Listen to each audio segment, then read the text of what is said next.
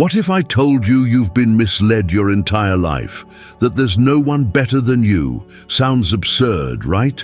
But stick with me, because today you'll discover that the difference between winners and losers isn't luck, talent, or privilege. It's something that already exists within you. Do you know the first step to achieving anything you desire in life? It's not money, it's not luck, it's not talent, it's desire. Not just any desire, but a burning, almost obsessive desire. Napoleon Hill said that every great achievement is born from an idea that consumes the mind, steals sleep, and makes the heart race. And here's a question that might resonate with you. What dream keeps you up at night? What goal makes your eyes light up just thinking about it, but at the same time terrifies you? Most people go through life vaguely wanting things. I want to be rich. I want peace. I want more time. But vague desires produce vague results. Hill learned this at a young age when Andrew Carnegie challenged him to dedicate 20 years of his life to studying history's most successful men. He could have said no. He could have thought, this is impossible. I don't have money, connections, or time. But he accepted. That moment was living proof that ardent desire is more powerful than any excuse. Now think about yourself. How many times have you shelved a dream because it seemed too far-fetched? How many times have you traded a long-term goal for immediate gratification? This happens to almost everyone. People want to lose weight, but they give in to the first temptation. They want to start a business, but they quit when the first challenge arises. They want to change their lives, but they never truly commit. And that's precisely where the difference lies. Winners don't desire superficially. They become obsessed, and science backs this up. Studies from Dominican University of California have shown that when you write down your goals, your chances of achieving them increase by 42%. Do you know why? Because you transform an abstract idea into something concrete, tangible, something that holds you accountable. So here's a simple exercise. Take a piece of paper and write down what you desire most. Not what society expects, not what seems safe, but what truly moves you from within. Then close your eyes and visualize that goal happening. See yourself living it, feeling it. Imagine the scene in detail, where you are, who's beside you, what you feel in your body. This practice isn't magic, it's mental training. Olympic athletes, billionaire entrepreneurs, and acclaimed artists use this daily. They condition their minds to believe that success is inevitable. And when the mind believes, it begins to work to turn that vision into reality. But make no mistake, visualization alone isn't enough. You need to act as if success is already guaranteed. The problem is that many people wait for the perfect moment, the ideal scenario, the absolute certainty that it will work out. But you know as well as I do that this moment never comes. Success doesn't appear to those who wait, it appears to those who decide they will conquer it. Desire without action is merely fantasy. Desire with consistent action is destiny. So I ask you, what do you truly desire to the point of facing repeated failures without giving up? Edison failed more than 1,000 times before creating the light bulb, but he didn't call that failure. He said, I found 1,000 ways how it doesn't work. And that's what distinguishes those who achieve their dreams from those who only dream. Ardent desire transforms every fall into another reason to rise. You may think you don't have all the resources right now. Maybe you lack money, maybe you lack knowledge, maybe you lack support. But the truth is that the most powerful resource is already within you: desire. If you're truly obsessed, you'll find a way. The world bends before those who don't accept no as an answer. So reflect, what goal would you write down today that would make you jump out of bed every day with energy, even when no one believes in you? It doesn't matter how distant it seems. What matters is whether that desire is strong enough to keep you from giving up when everything goes wrong.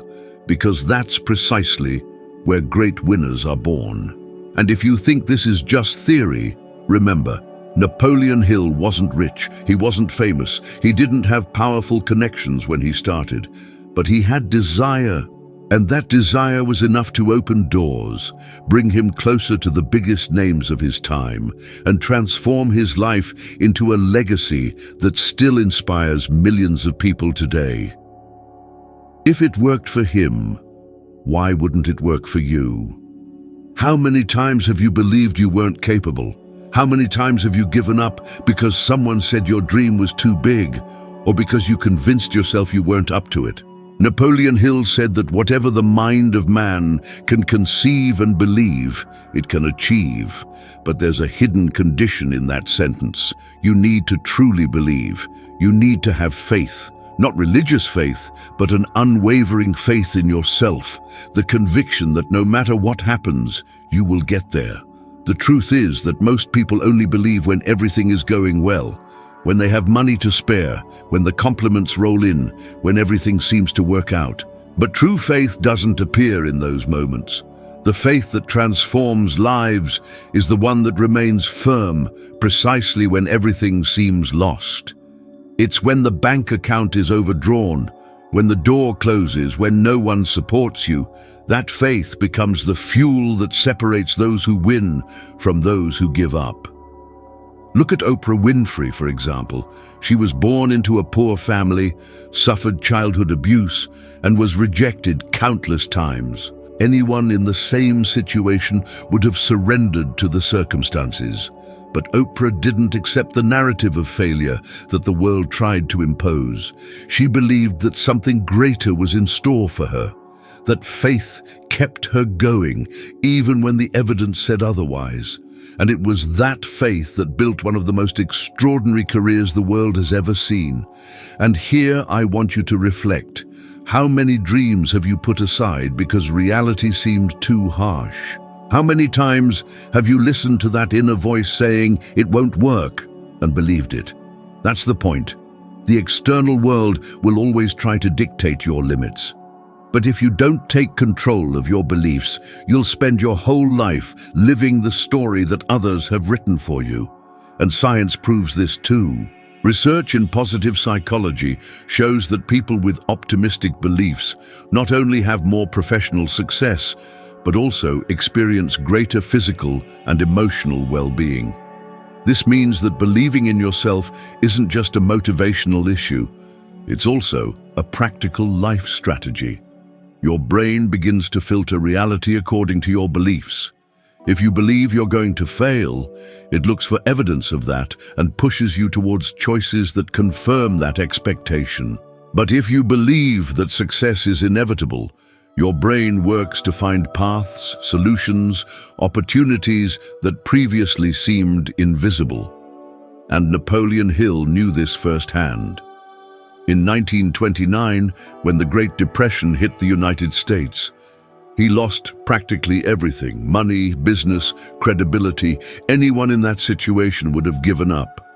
But Hill kept the faith. He locked himself in his office and, without guarantees, began writing the book, Think and Grow Rich. The work was published in 1937 at the height of the crisis and became one of the best-selling books of all time. Do you know why? Because he believed so much in his mission that he conveyed that conviction to every word he wrote. His faith not only saved his own life, but also transformed the lives of millions of people around the world. So tell me, if you had the absolute certainty that you will win, how would you behave today? Would you postpone your plans? Would you let fear paralyze you? Or would you act as if you had already achieved what you desire? That's the difference between those who merely dream and those who build. Faith is the invisible bridge that connects the dream to reality. Maybe you're thinking, but I've tried before and it didn't work out. Well, that's precisely where unwavering faith comes in. It's not about believing when things work, but about believing when everything crumbles. It's about looking at the chaos and repeating to yourself, I am capable, I will succeed, I will not stop. Because the only person who really needs to believe in you is yourself. Life will always test your faith. Always. It will put challenges in your path. It will expose you to criticism. It will make you doubt yourself. But if you resist that pressure, if you refuse to give up, you will realize that the impossible begins to bend before those who believe. And that's why Napoleon Hill said, "No one will believe in you until you believe in yourself first." Have you noticed how many opportunities are lost simply because people can't decide? It's impressive. Indecision is one of the greatest causes of failure in life. It's not a lack of talent, it's not a lack of money, often it's not even a lack of knowledge. It's simply the inability to choose and move forward. How many times have you found yourself paralyzed, thinking, analyzing, waiting for the perfect moment, and in the end, the chance simply vanished? Napoleon Hill studied hundreds of successful people and came to a simple conclusion. They all had one characteristic in common, the ability to make quick and firm decisions. And that doesn't mean acting without thinking, but trusting your intuition, choosing a path and moving forward without going back with every doubt. Life doesn't reward those who wait. It rewards those who act. Be honest with yourself. How many dreams have you lost because you waited to feel 100% prepared? You may have postponed a course, a project, a career change, even a relationship because you weren't sure. But here's the hard truth.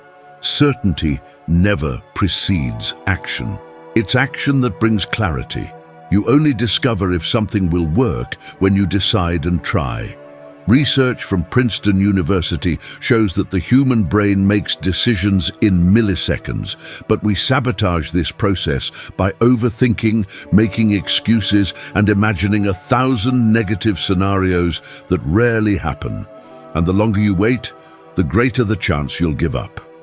That's why successful people prefer to decide quickly and correct along the way, rather than eternally waiting for the perfect moment. Napoleon Hill experienced this firsthand.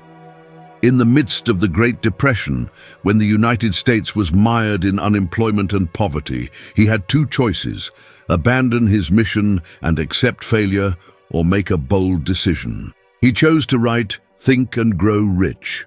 There was no guarantee it would work, no financial security, and the world seemed to be crumbling around him. But he decided. And that decision changed not only his life, but also the lives of millions of readers worldwide. This proves that often the act of deciding is itself the step that opens doors. Now imagine your own life.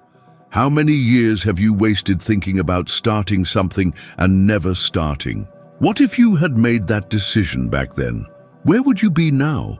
This reflection hurts, but it's necessary because it shows that indecision is costly. It costs time, it costs opportunities, it even costs your self-confidence. Every time you hesitate, you teach your brain that it can't trust itself. But every time you decide, even if you're wrong, you strengthen your courage, learn, and grow. And here's a challenge for you. For the next week, don't take more than 30 seconds to make simple decisions in your daily life. It could be choosing what to eat, whether or not to exercise, or even replying to a message. This practice will train your brain to act more quickly and confidently. Because when you learn to decide on small things, you'll realize that the big ones become easier too. What you need to understand is that the world doesn't wait. Opportunities don't knock twice. And the real risk isn't making the wrong decision, but making no decision at all, because a wrong choice can be corrected. But the choice that was never made, that becomes regret. And regret is much heavier to carry than any mistake. If there's one thing that truly differentiates those who achieve extraordinary results from those who remain in mediocrity, it's specialized knowledge. The world is full of people who know a little bit of everything, but it's rare to find someone who deeply masters an area. And it's precisely this depth that creates value. Napoleon Hill was categorical. General knowledge may start conversations, but it's specialized knowledge that opens doors to real opportunities. Now think about how many people you know who work hard every day but remain stuck in the same place. Effort without direction is like rowing in a circle. It expends energy but leads nowhere. The difference between common effort and rewarded effort lies in where you put that effort. You can spend your entire life accumulating superficial information, or you can choose to become an expert in something that solves a real problem in the world. Those who choose the second path become indispensable. Look at striking examples.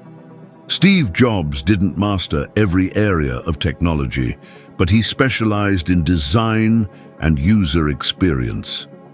It was this obsession with a specific detail that made Apple one of the most valuable companies on the planet. He didn't just want to manufacture computers.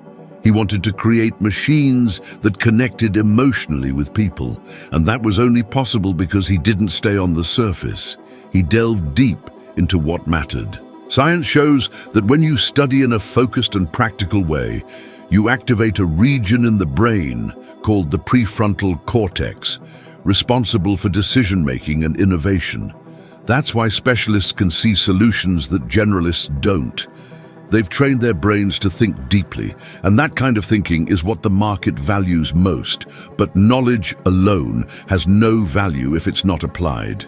How many people have you seen who read dozens of books, take courses, attend lectures, but continue with the same life? This happens because there's no transformation in accumulation. There's transformation in application. Knowledge only transforms into power when it's put into practice, when it generates real results. Napoleon Hill insisted on this point because he knew, from his own experience, that the difference between those who prosper and those who fall behind lies in the ability to use what they've learned. During the years he interviewed men like Henry Ford, Thomas Edison, and Andrew Carnegie, he realized that none of them were know-it-alls. On the contrary, each one excelled because they decided to master a specific area. Ford revolutionized the industry because he knew production processes like no one else. Edison changed the world because he dedicated himself obsessively to invention and patent development. Carnegie built his empire because he deeply mastered the steel industry. They didn't try to be good at everything. They became the best at one thing. And that's one of the greatest lessons for anyone.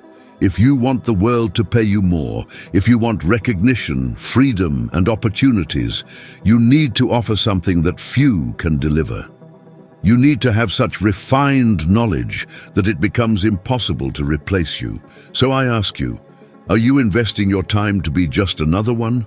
Or are you committing to becoming an expert? Because in the end, the market doesn't reward those who do the basics. The market rewards those who deliver unique value, and that value is born from specialized knowledge. If there's one word that defines the great winners of history, that word is persistence. And here's a harsh truth. Most people give up too soon. They start a project, face the first difficulties, and quickly conclude that it wasn't meant to be. But the reality is that nothing great is built without resistance, without stumbles, without pain. Napoleon Hill said that persistence is the quality that transforms a desire into reality. Without it, even the strongest dream is lost. Now think about how many times you've given up on something you really wanted because it seemed too difficult.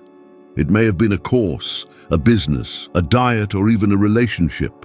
Frustration hits, the obstacle appears, and the mind begins to whisper, "Give up, this isn't for you." But if you look closely, you'll realize that those who reach the top are not the smartest or the most talented, but those who refuse to stop when everything screamed for them to give up. Thomas Edison is a classic example. He failed more than 1,000 times before he managed to invent the electric light bulb. When asked about so many failures, he replied, "I didn't fail. I just discovered 1,000 ways that don't work." This answer, which seems almost funny, reveals the mentality of the greats. They don't interpret obstacles as defeats, but as necessary steps along the way. And don't think this is just ancient history. Studies by the American Psychological Association show that people with emotional resilience are up to 60% more likely to achieve success in their careers in the long term. This is because persistence not only increases the likelihood of you getting where you want to go, but it also strengthens your mind and prepares you to handle future pressures. To persist isn't just to continue, it's to become stronger with each attempt. Persistence is like digging for gold. Many drop the shovel when they're inches from the mine, but the few who continue, even tired, even without seeing anything on the surface, are the ones who find the treasure. So the big question is, what are you willing to persist to the end? Because if your desire is true, the only way to fail is to stop halfway. Everything that happens before victory isn't defeat. It's lessons. Persisting doesn't mean not feeling fear, not feeling tired, not wanting to give up. Persisting means feeling all of that and continuing anyway. In the end, life will always test you. It will always put stones in your path to see how far you're willing to go. If you understand this, you've already taken a giant step towards a different life. And now, if you want to continue climbing on this journey, the next video is already appearing on the screen. In it, you'll take another step in your wisdom evolution to become 1% better than you are now. Thank you very much for staying with me until now, and I'll see you in the next video. And only those who continue, even when everything seems lost, discover the taste of victory. Persistence is the filter that separates those who dream from those who achieve. And if you commit to never giving up, sooner or later, victory will be inevitable. There's no hidden secret, no magic formula. The real difference is within you. It's how you choose to believe, act, and persist, even when the whole world seems to say otherwise.